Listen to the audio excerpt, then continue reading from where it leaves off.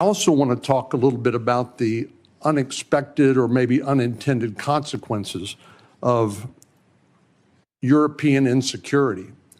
I know the incoming Chancellor of Germany has talked about the possibility that Germany might share its nuclear weapons with Ukraine and suggested that the UK would be part of that.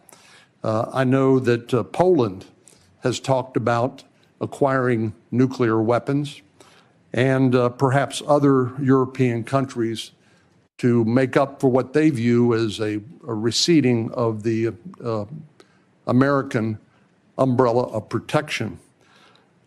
General Krause, what would be the result of a proliferation of nuclear weapon-armed countries in Europe if, in fact, that would occur as a result of the perception of European insecurity?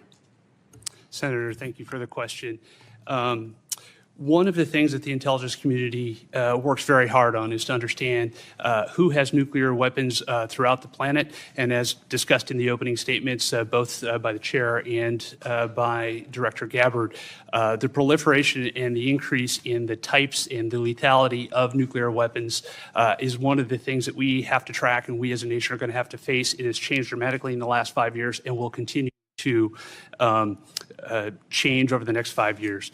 The addition of additional countries which have their own deterrence policies and will act in a nuclear dialogue, or the presence of those weapons, the security of those weapons, the movement and the threat of use of those weapons complicates the environment by which all of us will operate and will complicate all of the decisions by which all future conflict and the political decisions that we support of the decision makers. It makes the world a more dangerous place, does it not?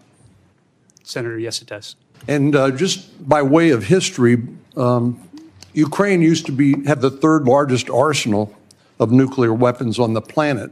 But as a result of negotiations between Russia and Ukraine and the United Kingdom, the Budapest Memorandum documented a commitment by Russia and the United States to protect the territorial integrity of Ukraine in exchange for them giving up their nuclear weapons.